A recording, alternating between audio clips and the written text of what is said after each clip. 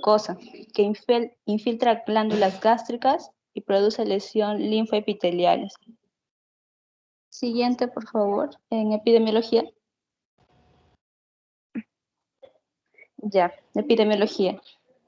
Este es un linfoma extranodal más frecuente, ya que existen diferentes, como por ejemplo a nivel del colon, de la parótida, de los pulmones, pero el nivel gástrico es el más frecuente y está muy relacionado a la infección por la bacteria Helicobacter pylori.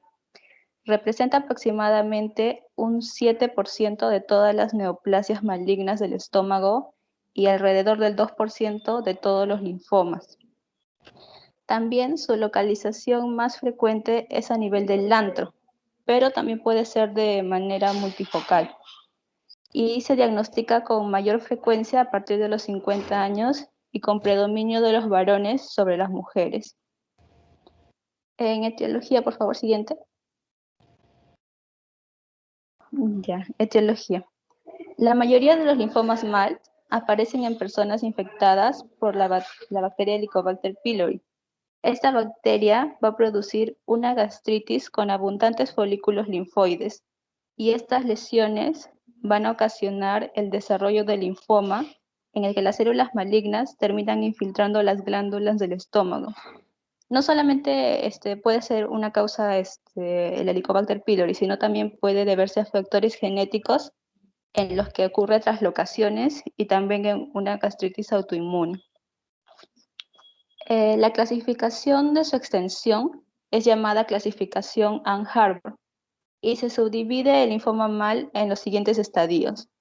El estadio 1, donde solamente va a afectar a nivel del estómago, respetando ganglios linfáticos, y a su vez se divide en 1.1, 1.2. El 1 es limitado a la mucosa y submucosa, y el 2 es cuando invade las capas más profundas ya del estómago. El otro es el estadio 2, que afecta a los ganglios linfáticos del mismo lado del diafragma en que se encuentra el estómago. El estadio 3 afecta a los ganglios linfáticos a ambos lados del diafragma y el estadio 4 es cuando el linfoma ya se ha diseminado a todo el organismo. Siguiente, por favor.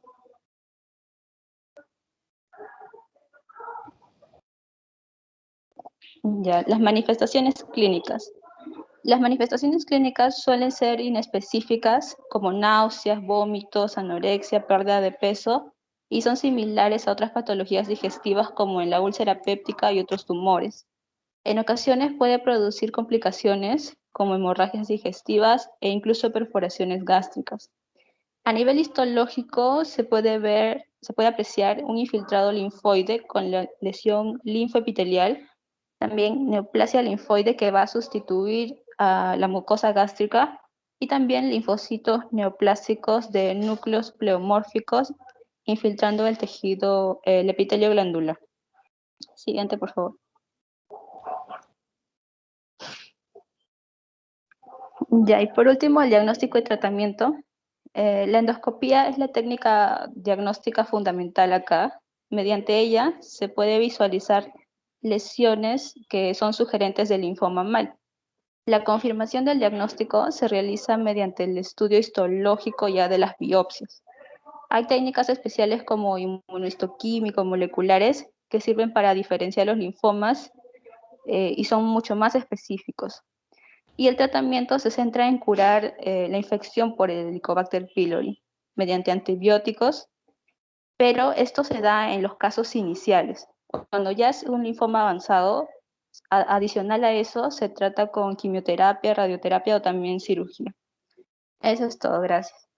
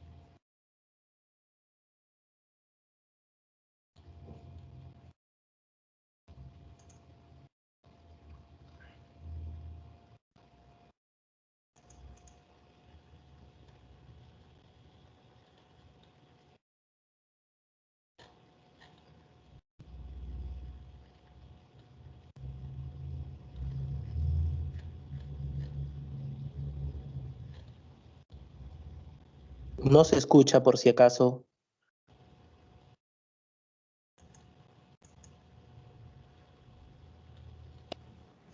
Hola, ¿ahora sí me escuchan? Ahora sí te escucho. Ya, perdón, estaba hablando entonces hace rato. Ya, bueno, yo les voy a hablar acerca de el linfoma no Hodgkin de modo general y mis compañeros van a ahondar respecto a algunas clasificaciones del linfoma no Hodgkin, como ya vimos acerca del linfoma extranodal, fue la exposición de mi compañera que decía linfoma de Maltz. Esa es el linfoma extranodal. Pero, ¿qué son los linfomas de no Hodgkin? Quizás ustedes se acuerden del semestre anterior, ¿no? Linfoma Hodgkin, linfoma no Hodgkin. ¿Qué es el linfoma no Hodgkin? Es el que no tiene las células de red Stenberg, que ustedes pueden ver acá con mi flechita, ¿no?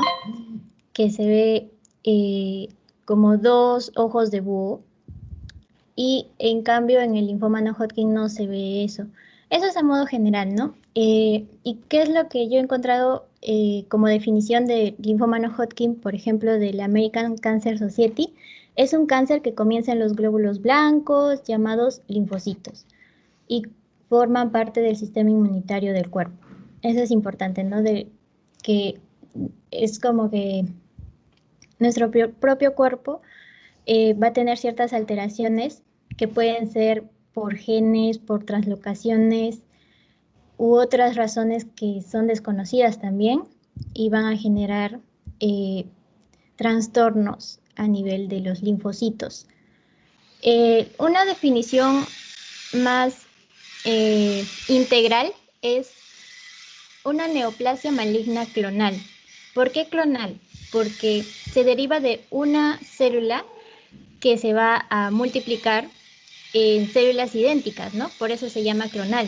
Y eso se aprovecha para hacer el diagnóstico.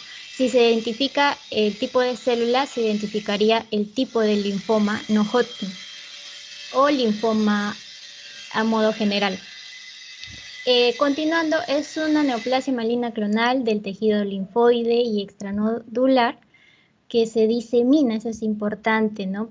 Ya que el linfoma de Hodgkin, por ejemplo, se disemina de modo ordenado. Acá lo que vemos es que se disemina de un modo desordenado y se va a sitios adyacentes, pero sin embargo se va a ir prolongando a partes más lejanas.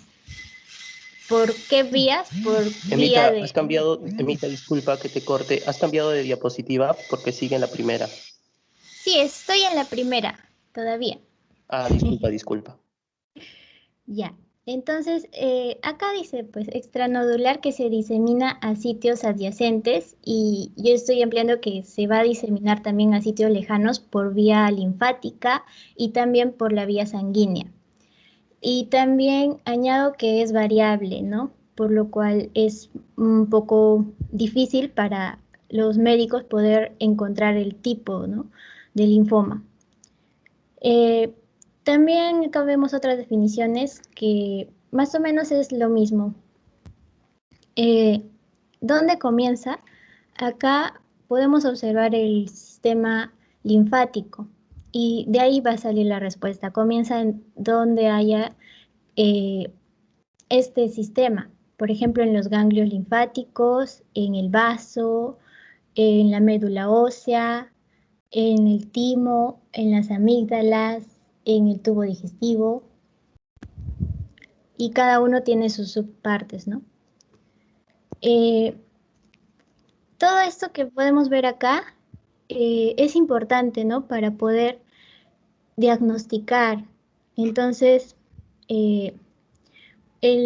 la clasificación vemos como 4 tipos generales, pero a nivel de linfomas. Se conoce a modo de varias publicaciones que he estado viendo que linfoma no Hodgkin es acerca de los linfomas en la célula B y en la célula T, ¿no? Entonces, acá, por ejemplo, tenemos una lista larga de linfomas de células B maduras, tenemos otra lista larga de neoplasias de células T y natural killer maduras, donde tenemos en las células B leucemia linfática crónica, linfoma linfocítico bien diferenciado de leucemia prolinfocítica.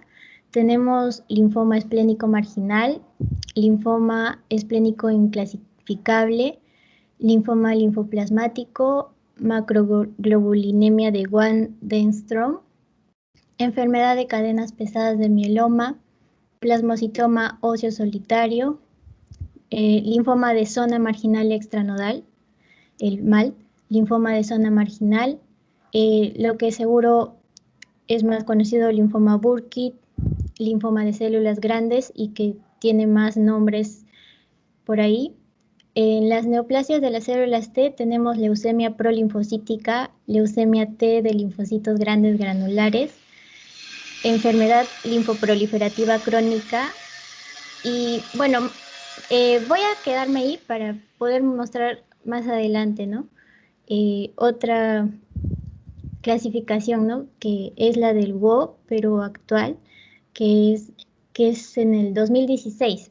Tenemos aquí como que esta lista de solamente neoplasias de células B y de células T, donde podemos ver que dentro de las células B tenemos neoplasia de precursores de células B, tenemos neoplasias de células B maduras, linfoma de células B, que se van a subdividir también en varios tipos. Y respecto a las neoplasias de las células T, tenemos de células T y natural killer, de solo células T, de células T maduras, periféricas, y su clasificación que también se puede ver ahí. Y como repito, es importante que sepamos que son bastantes linfomas y que pues es importante que sepamos eso al momento de que seamos médicos para poder hacer un diagnóstico, ¿no? Y es bastante largo, sí. Esto es acerca de el mismo Robbins. Acá está resumidazo, como podemos ver. Acá les voy a mencionar los más comunes, ¿no? Las neoplasias malignas de precursores de linfocitos B, tenemos entre los más comunes las neoplasias de linfocitos B periféricos, el LLC, el LLP. También tenemos linfomas de células del manto, linfoma extraganglionar de la zona marginal, plasmocitoma, mieloma de células plasmáticas. ¿Qué más? De las células T tenemos el LLAT. De las células T y natural killer periféricos tenemos el más común, micosis fungoide síndrome de Sézary. Y tenemos ahí más clasificaciones, más linfomas de linfocitos T. Otra clasificación para que sea más entendible quizás o más fácil para nosotros es esta. Según el origen inmunológico, linfoma no Hodgkin de células B, linfoma de no Hodgkin de células T. Y con imagen se ve más bonito. Las de células B, acá nos especifica, ¿no?, cómo es el proceso que se va dando para la diferenciación en ambos, de las células T también. Y de acuerdo a cómo se va evolucionando este proceso, se van formando diferentes linfomas. Por ejemplo, en las células del linfocito del tipo B, linfoblástico pre-B, esta de acá, se van a dar los linfomas linfoblásticos de precursores B. O sea, el nombre que van a adquirir estos linfomas son de acuerdo a la misma célula de donde se van a formar. Entonces, voy a leer solamente los linfomas. Por ejemplo, esta célula de acá es de linfocitos B vírgenes, ¿no? El linfoma se llama linfoma linfocítico de células pequeñas y otra patología es la leucemia linfocítica crónica. En las células plasmáticas lo que se ve es el mieloma múltiple. En las células de la lámina del manto lo que se ve es el linfoma de las células del manto. En En la zona medular, lo que se ve en la zona marginal sería el linfoma de la zona marginal, pero también se da el linfoma difuso de células B grandes, linfoma linfocítico de células pequeñas, leucemia linfocítica crónica. Y con respecto a las células T, en general nos dice en esta parte de acá que se da linfomas linfoblásticas de precursores T. O sea, no nos da la especificación que podemos ver acá, ¿no? Por ejemplo. Solo nos dice de las células T y cuando se encuentran en la parte de la periferia, ¿no? De la médula, nos dice linfomas linfocíticos T periféricos. Otro tipo de clasificación es esta según el grado de malignidad. ¿Qué tan agresivo es el cáncer, ¿no? El linfoma no Hodgkin de bajo grado dice que se da en un 40 a un 50%, tiene crecimiento lento y como es de bajo grado es asintomático. Eso quiere decir que no va a presentar problemas la persona a menos que en un momento futuro se vuelva, por ejemplo, con VIH y se vuelva un sistema inmunológico deprimido. Ahí sí variaría y se iría acá, a alto grado. ¿Qué linfomas están acá? Tenemos el MAL, ¿no? Que se ve más cortito. Tenemos el linfoma folicular, que tenemos de dos tipos, predominio de células pequeñas hendidas y mixto, que son con células pequeñas y células grandes. Tenemos leucemia linfoide crónica, tenemos al linfoma linfoplasmocítico, linfoma de micosis fungoides. De alto grado se da en un 60% y como que el pronóstico es muy malo, por eso es que se tiene que dar un tratamiento inmediato. En algunos casos es solamente de 3 años el pronóstico. Los linfomas que podemos ver acá, el linfoma difuso de células grandes, el linfoma de manto, linfoma de Burkitt y linfoma T periférico. Con respecto a la epidemiología, he encontrado estos datos importantes de la American Cancer Society que dice que 81.560 personas tendrán el linfoma, donde más tendrán los varones. Y en el 2072 morirán del linfoma no Hodgkin 2.072 personas. Igualmente, más van a morir de ello los varones. Esto es importante porque de acuerdo a esto nos hemos basado para dividirnos las exposiciones. La frecuencia de los linfomas. ¿Cuál es el linfoma no Hodgkin más abundante que se puede observar? El linfoma difuso de células, de linfocitos B, perdón, con un 31%, con un 22% el linfoma folicular, con un 7% el linfoma de Mal, igual con el linfoma de linfocitos T maduros, del linfoma linfocítico de linfocitos pequeños, igual con linfoma de células del manto y mucho menores, o sea, con un 2% o un 1%, linfoma mediastínico de linfocitos B, linfoma de Burkitt, linfoma ganglionar de la zona marginal, linfoma linfoblástico de precursores T, entre otros. ¿Qué pasa con el Perú? Encontré estos datos de la USMP que nos dice que el número de muertes debido al linfoma no Hodgkin fue de 3.685 en el 2018 y de Hodgkin fue de 328, mucho más fue de no Hodgkin. Sin embargo, no se presta mucha atención a ello porque es muy, muy grande, ¿no? Como ustedes han podido ver, la clasificación. En cambio, el del Hodgkin es más poquito la clasificación, solo 5 tipos. Y eso nos ubica ubica el linfoma como un quinto lugar respecto a la mortalidad. Antes está, por ejemplo, el cáncer de cervix. Respecto al tipo de linfoma de células B, he encontrado que se encuentra en un 40%, y bueno, de células B grandes difusos en un 40% y de células B nada más, per se, en un 60 o un 65% de personas afectadas. Datos encontrados en el Hospital Cayetano Heredia y Arzobispo Loaiza. Y ahora le toca a mi compañero Rayleigh su parte.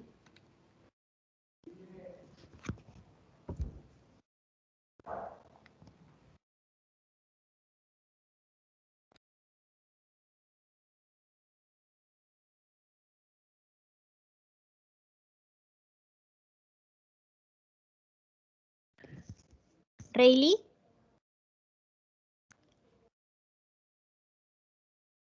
Sí, Emita, ¿qué tal? ¿Cómo estás? Disculpa, es que habíamos quedado con Giancarlo en un sorteo interno que él lo va a hacer ahora, por falta de Está tiempo. bien. Ya, entonces Giancarlo le toca exponer.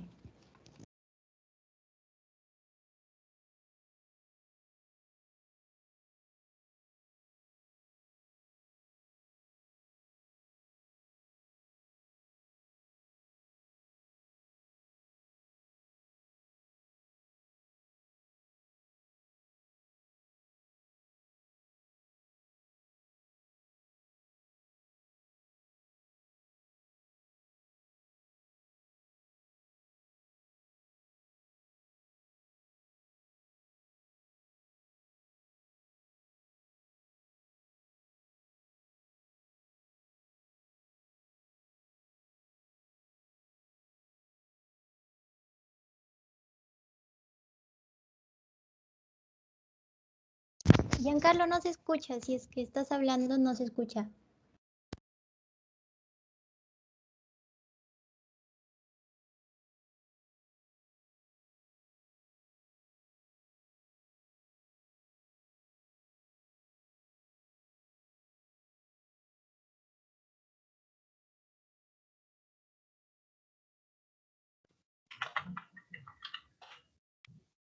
Ahora sí, ¿Sí me escuchas? tienes eco por si acaso, pero sí se escucha. Y ahora sí, creo. Bueno, continuando, voy a hablar sobre lo que es linfomas de células T. Para recordar, ¿no?, que dentro de la clasificación de linfoma no Hodgkin y tipo Hodgkin, el que va a tener peor pronóstico va a ser tipo no Hodgkin y el que va a ser de menor prevalencia, incidencia. Y dentro de esta clasificación vamos a tener, ¿no?, los linfomas que son de tipo T y de células B. Bueno, voy a hablar lo que es de células tipo B, T, perdón. Primero recordar, ¿no?, que dentro de la formación metaboliética, para la formación va a ir ¿no?, de saco vitelino, hígado, médula ósea, y después van a migrar las células, ¿no?, al timo, donde se van a formar unos precursores de células T.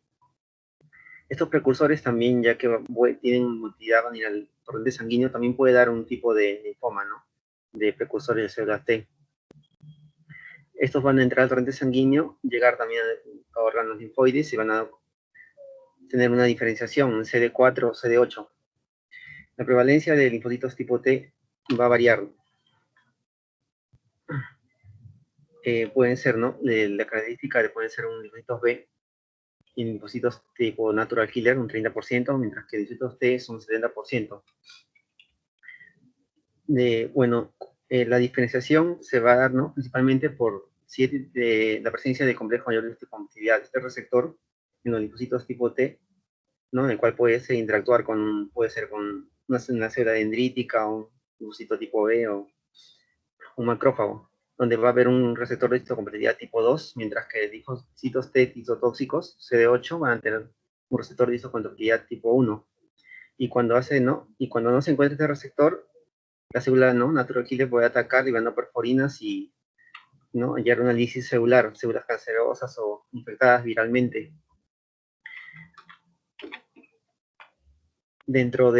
Para saber qué tipo de, ¿no?, células T, qué tipo de etiología, ¿no?, puede dar, hay que saber, ¿no?, cuáles son las fases que van a secuencialmente, van a tener la diferenciación, ¿no?, pueden ser de células CD4 o CD8, donde no hay mutación somática, ¿no?, puede dar leucemia linfoide de células T, pero cuando estas miran a las zonas perivenulares, donde puede ver un linfocito tipo B, tipo blasto, de gran tamaño, de tipo carácter proliferativo, donde el marcador de inmunohistoquímico es CD30 positivo, puede dar un linfocito T de angio, un tipo de mutación somática, un linfocito T tipo anaplásico, más característico. Cuando son de la zona perivenular, cuando ya se forma un linfocito T de memoria, cuando es un tipo de mutación somática no activa, este linfocito T de memoria va a tener marcadores que van a ver a qué tipo de órgano se puede localizar, ¿no? Si va a localizarse a nivel de las mucosas, los tipos de los que se van a encontrar a nivel de mucosas son los tipos natural killer, ¿no? Dando lo que es leucemia de células de T enteropáticas o los linfocitos T cutáneos, donde cutáneamente se va a manifestar a través de micosis fungifoide, cuando es localizado a nivel cutáneo, pero cuando ya se hace metastasiza, o puede ser a nivel sistémico, se da el síndrome de Sézary. También los nodales, donde también hay los linfocitos T natural killer, en el cual se van a localizar a nivel de cavidad nasal. Dentro de la clasificación, entonces, pueden ser linfocitos T dependiendo de la célula. Si de origen tipo natural killer, ¿no? Están en lo que pueden ser en cavidad nasal. También pueden ser a nivel cutáneo, ya no marcadores de superficie, la micosis fungifoide, y cuando ya se va sistémicamente, se va a dar el síndrome de Sézary. O también linfocitos T tipo anaplásicos, ¿no? Que tienen alta proliferación, caracterizado por el marcador inmunohistoquímico CD30. Recordando esto, son dentro de la clasificación de linfocitos T, tenemos los linfomas linfoblásticos, ¿no? Altamente proliferativos con marcador de CD30, los linfomas cutáneos, el cual es el más característico de micosis fungifoide, y cuando se metastatiza va a dar el síndrome de Sézary. Los linfomas donde hay origen es los natural killer periféricos. También tenemos lo que es el linfoma angiocéntrico, en el cual da el linfoma nasal de células T, en el que está involucrado el natural killer.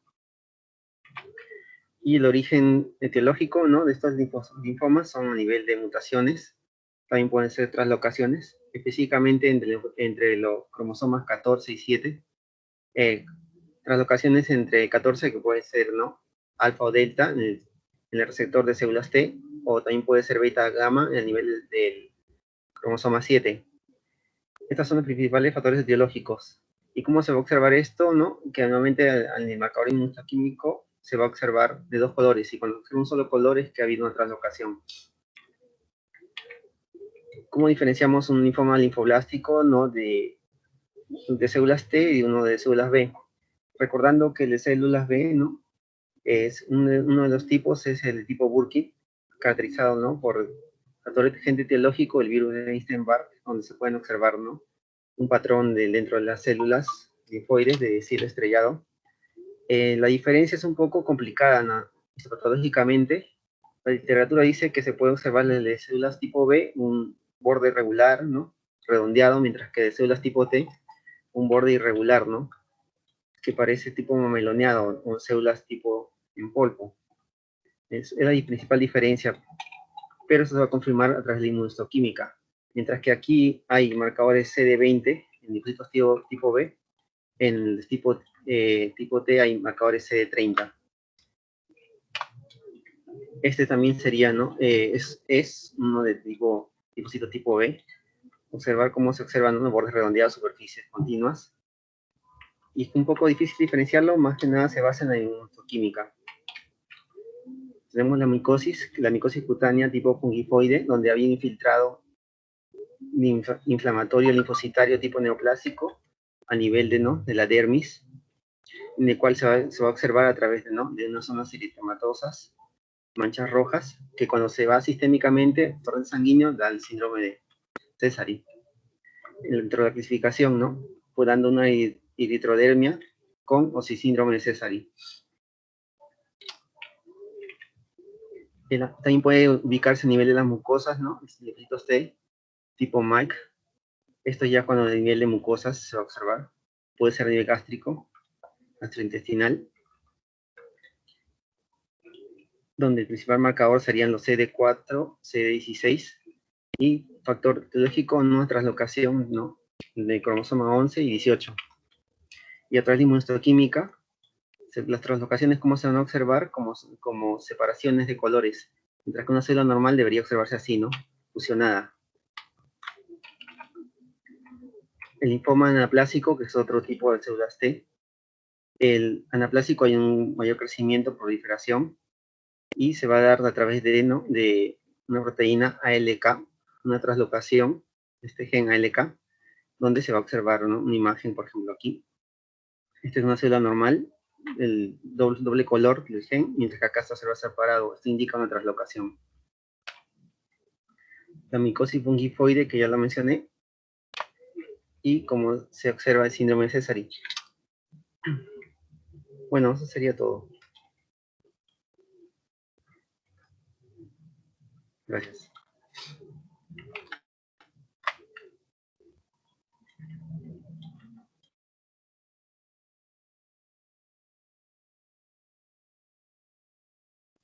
Rayleigh.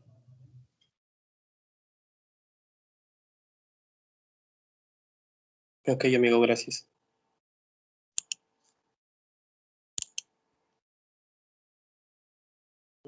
Espero que se me escuche bien. Bueno, Sí, ya se para escucha, sí se finalizar. escucha bien. Gracias, muy amable. Bueno, ahora para finalizar, yo voy a hablar un poco sobre el linfoma B difuso de células grandes. Mi nombre es Rayleigh Pimentel. Como ya esta parte de la compañera Emma ya les ha hablado, que la clasificación es muy heterogénea, muy amplia de los linfomas, y teniendo en cuenta que los linfomas B son casi más de 36, seguramente ahora los nuevos estudios superan esto.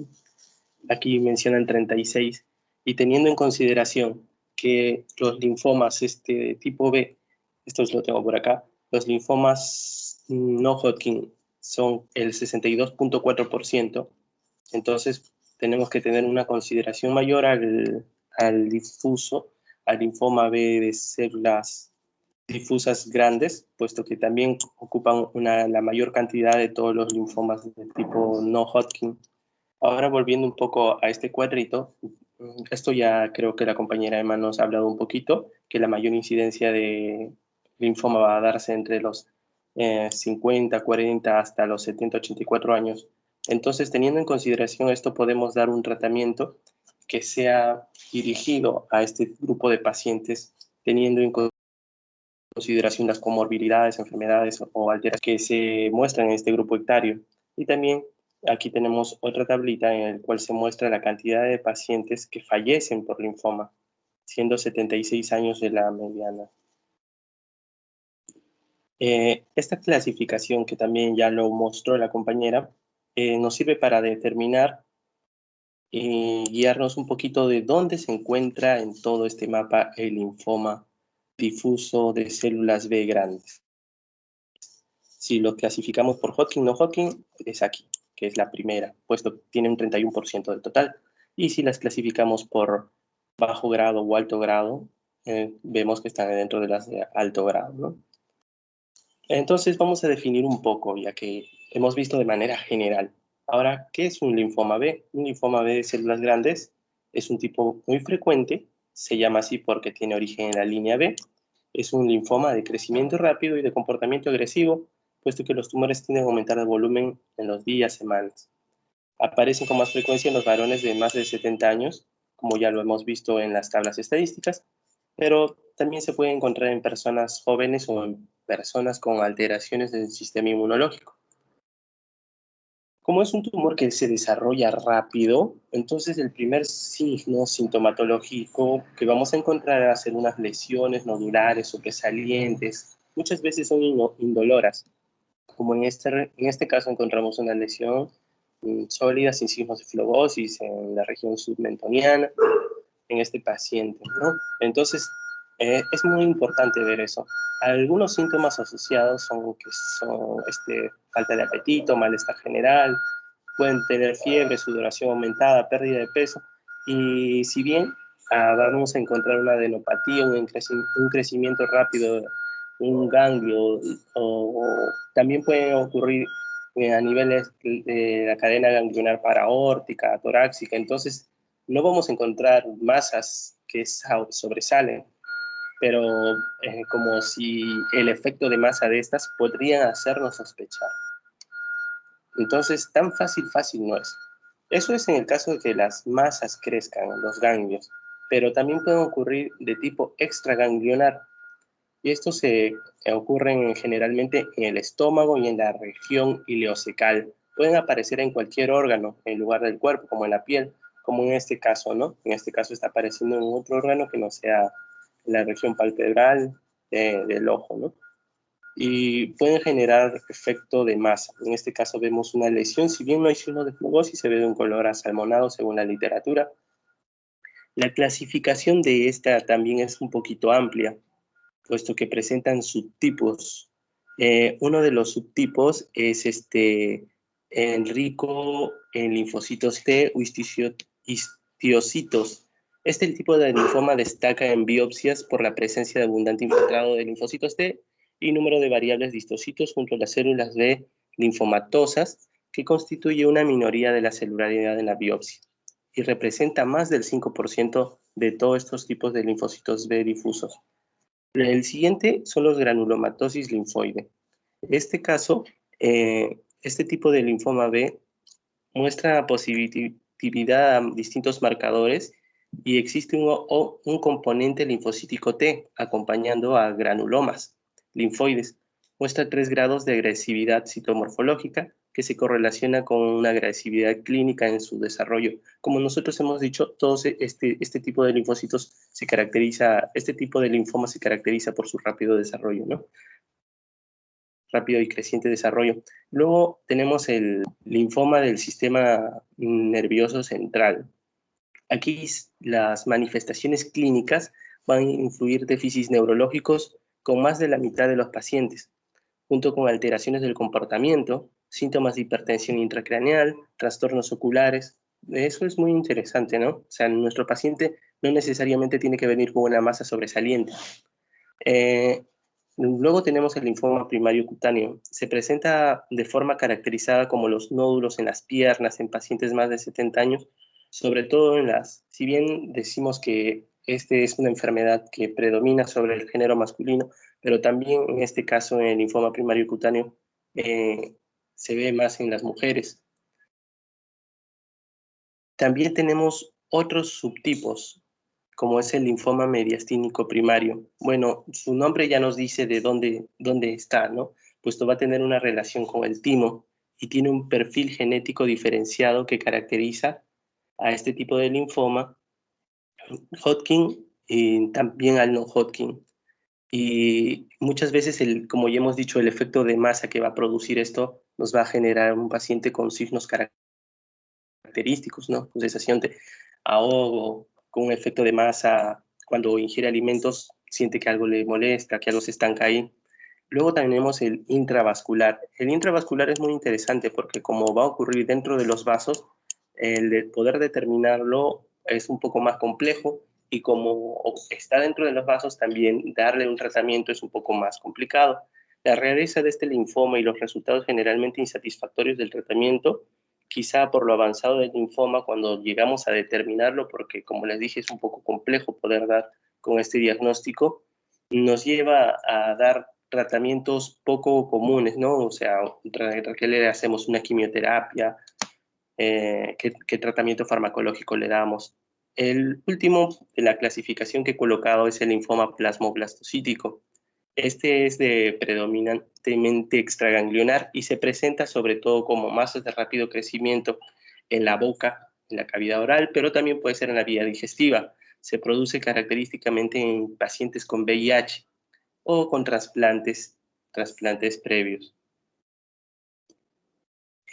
Para poder diagnosticar esto, ya hemos hablado que es muy importante el poder hacer una exploración clínica, palpar en las regiones inguinales y en las regiones axilares, cervicales, y poder buscar masas, ¿no?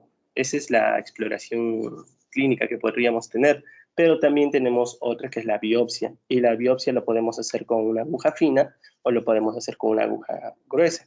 Dependiendo, la aguja fina lo usamos cuando tenemos un ganglio. Hincamos en el ganglio y sacamos una muestra, ¿no? O si es un órgano, ahí usamos una aguja gruesa. O sea, retiramos un trocito y lo analizamos. Pero también tenemos otros estudios auxiliares que nos pueden permitir desarrollar el grado del compromiso, así como el diagnóstico, para poder dar un tratamiento. Entonces, dentro de los estudios de imagen, tenemos a la tomografía computada, tenemos al PET-CT, tenemos a la combinación de estos dos también, tenemos al PET-CT y a las exploraciones de resonancia magnética. Como ahora la tecnología nos ha permitido dar un panorama más amplio, entonces, saltando un poquito la diapositiva, he encontrado este artículo que menciona que el PET-CT, la combinación de la tomografía y el PET, supera la biopsia medular para el diagnóstico del linfoma. Eso me pareció muy interesante. Poder hacer una prueba de radiodiagnóstico que supere a los estudios de biopsia. Pero volviendo, también tenemos otras pruebas de las biopsias que ya he hablado y las pruebas de laboratorio. En laboratorio podemos pedir varias y obviamente el hemograma es una de las más importantes, ¿no? Porque necesitamos conocer si hay anemia, si no hay anemia, si hay infecciones, si no hay infecciones. También podemos pedir las inmunoglobulinas, el espectro electroforético, el sistema, un estudio completo de orina, porque para poder ver si hay enfermedades asociadas, ¿no? He leído algunos artículos que incluso nos dicen que debemos hacer una prueba de tuberculina, estudios de VIH, de hepatitis B, de hepatitis C. En las pruebas funcionales, aquí tenemos al EKG, al ecocardio. Parece que esto es importante porque también buscan determinar otras enfermedades que se puedan asociar, ¿no? Por ejemplo, ¿por qué haríamos un ecocardiograma? Porque necesitamos ver la función cardíaca y también cómo vamos a dar dentro del tratamiento las antriciclinas, tenemos que ver cómo va a responder estos órganos, ¿no? También algunos hacen unas pruebas antimullerianas, inclusive para poder, como van a pasar por quimioterapia como parte del tratamiento, van a ser irradiados los órganos reproductivos y estas gonadas pueden degenerarse rápidamente. Entonces, ¿qué es lo que hacen?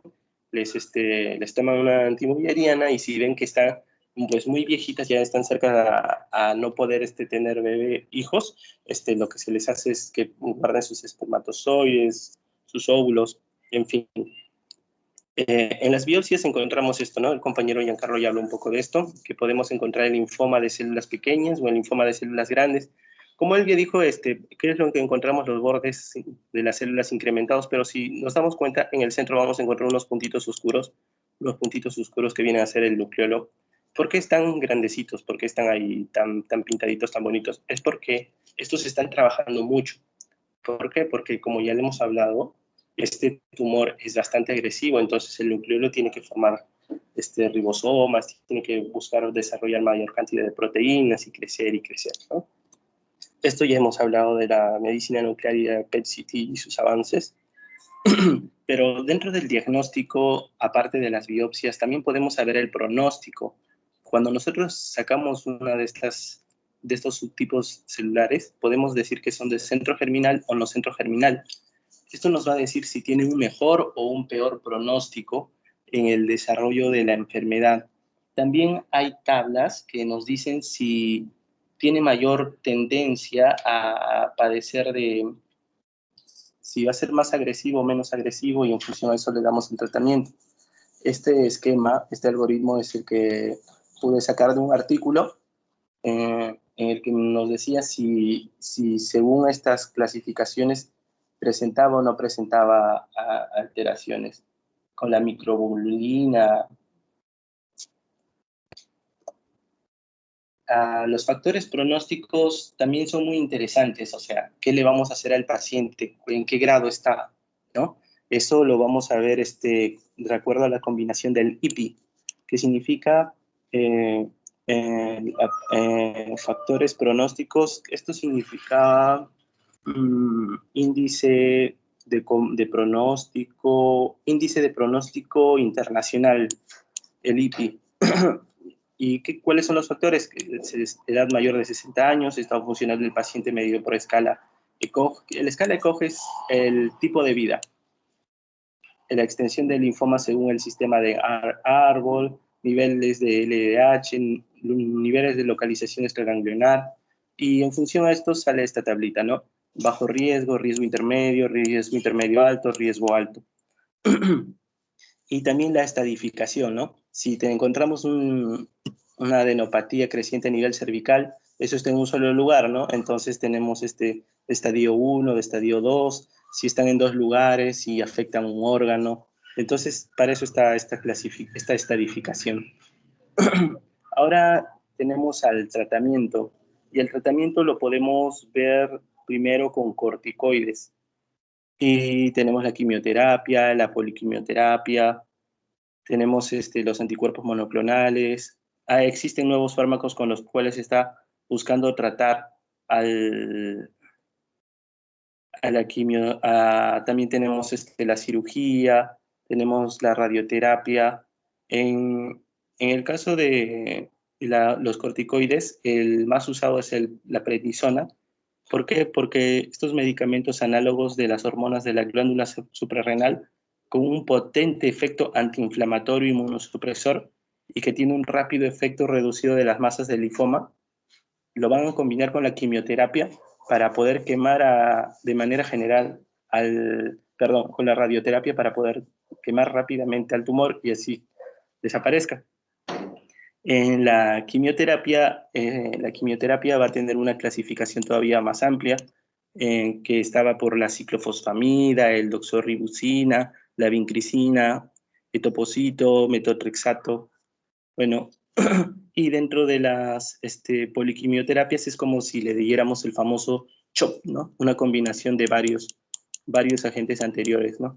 Como por ejemplo la ciclofosfamina, la doxorubicina, la vincristina y la prednisona. Es una combinación, ¿no? Así como, yo me acuerdo del shop de cerveza, una combinación, ¿no?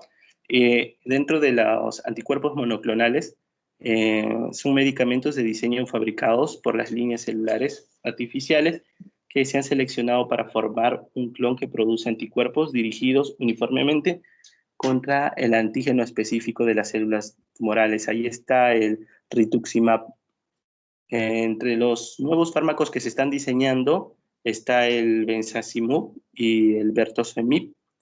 Y también tenemos la quimioterapia a altas dosis y la radioterapia, ¿no? La radioterapia es bastante complejo porque va a depender de muchos factores, ¿no? De la distancia, localización. Eso ya se ve a nivel de la dosis, la cantidad de radiación que va a ser emitida y se trabaja junto con la cirugía en la mayoría de casos, puesto no se quiere que se expanda la lesión en el momento de la exieresis. Recomendaciones en el tratamiento que podemos dar es que ver que no haya patologías asociadas a esta enfermedad, ¿no? Un inmunodeprimido con neumonía podría ser un poco más complicado. Y hay situaciones que nuestro paciente no va a tener que esperar una radioterapia o una quimioterapia o que venga la semana pasada y venga dentro de un mes, ¿no? Porque hay situaciones en las que necesita ser tratado cuando va a haber afectación de la médula espinal, un efecto de masa o dolor continuo, ¿no? O afectación gástrica con hemorragias masivas, afectación de las vías aéreas, obstrucción uretral, insuficiencia renal, ¿no? Esas lesiones van a tener que ser tratadas lo más antes posible. Justamente como habíamos dicho, va a haber efectos de masa y estos efectos de masa de estos tumores puede generarnos todas esas complicaciones. Gracias. Muy bien. ¿Alguna pregunta de los alumnos?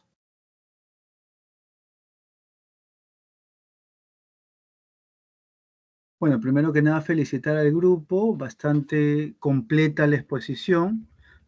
como ustedes pueden ver, yo creo que el primer concepto que tiene que quedar más o menos claro, ¿no? Es el hecho de que, como, aunque parezca absurdo, que esto va a cambiar siempre, ¿no? Ustedes han podido ver, han podido revisar lo diverso, ¿no? Que es el tema de los linfomas. Siempre, para ser honestos, los linfomas son bastante, pues, un poco complicado abordarlos, ¿no? Por la gran cantidad que son. Lo han explicado muy bien, han hablado, por ejemplo, de los más frecuentes. Ya decíamos nosotros en la teoría, ¿no? Por ejemplo, en la teoría, la teoría dice que los más frecuentes son el no-Hodgkin. Dentro de ese no-Hodgkin, el de células B. Dentro de los de células B, los de células B grandes. Y así hay varios, ¿no? Está el folicular, el de B grandes, en fin. Y obviamente los linfomas tienen algunas características. Por ejemplo, entre el no-Hodgkin y el Hodgkin, hay algunas características que las comparten. Por ejemplo, que se extiende de manera, pues, gradual, ¿no? Va avanzando. Mientras que el otro tipo se puede ir de manera dispersa. Lo otro que han mencionado, y lo han mencionado muy bien, es el tema del diagnóstico, ¿no? En cuanto a los linfomas, quizás es una de las áreas donde los métodos diagnósticos han evolucionado, pero de manera bastante diversa, ¿no? Ustedes han podido ver, hay un montón de tipos ahora, sobre todo métodos diagnósticos de tipo molecular, que permiten, que ayudan a que los diagnósticos sean cada vez más precisos. El problema de lograr eso es que cada vez los linfomas se van diversificando, o sea, cada vez van apareciendo más subtipos en base a la clasificación o en base a la característica molecular, por un lado. Bueno, y luego pues es el tratamiento, ¿no? El tratamiento también, esto también ha ido cambiando, ¿ah? El tratamiento cada vez es a veces un poco conservador. Antes los tratamientos en líneas generales, ¿no? Con la mayoría de lesiones eran, digamos, muy radicales, ¿no?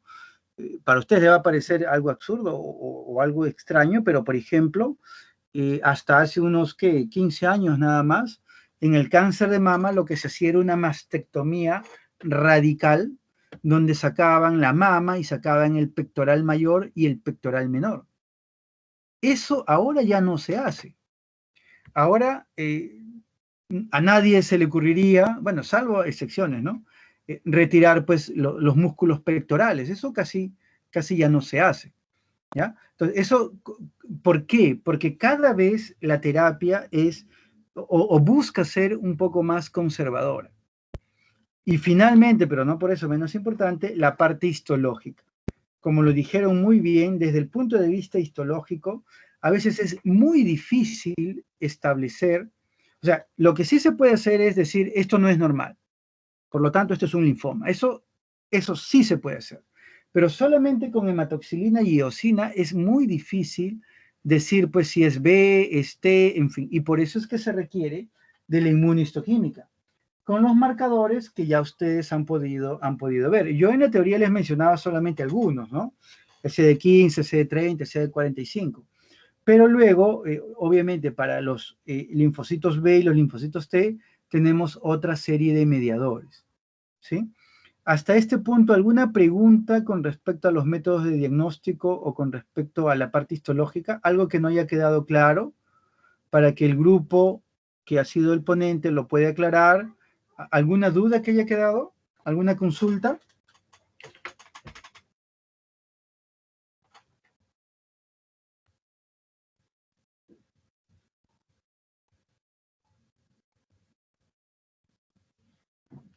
¿Nadie?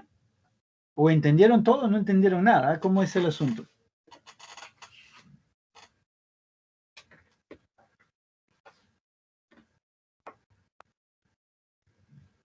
¿Están ahí o ya se Parece que fueron? no hay preguntas, doctor. Muy bien, ya está. Miren, la idea siempre es que ustedes participen y la idea es que con cada clase, con cada seminario, con cada práctica, vayan incorporando nuevos conceptos, ¿sí? Vayan incorporando nuevas formas de enfocar al paciente, porque lo que ustedes van a ver son pacientes, ¿sí?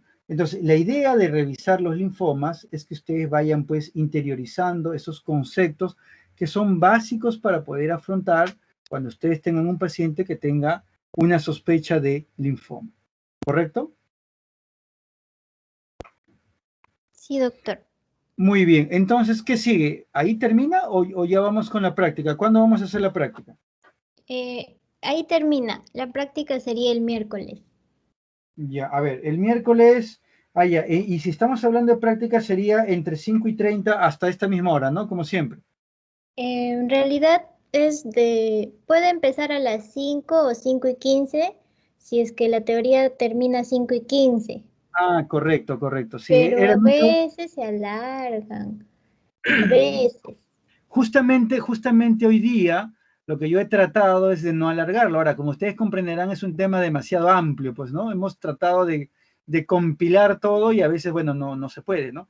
Entonces, miren, vamos a quedar entonces para el día miércoles, vamos a hacer la práctica y esa práctica va a depender, pues, de a qué hora termine la teoría, ¿correcto? Ya, doctor, muchas gracias. Listo, muy bien, nos estamos viendo. Voy a descargar la asistencia, permítanme. Ya, doctor. Ya descargué la asistencia. Entonces nos estamos viendo el día miércoles, Dios mediante. Buenas tardes, jóvenes. Buenas tardes, doctor. Buenas tardes, doctor, Buenas tardes. gracias. Bueno, doctor, gracias.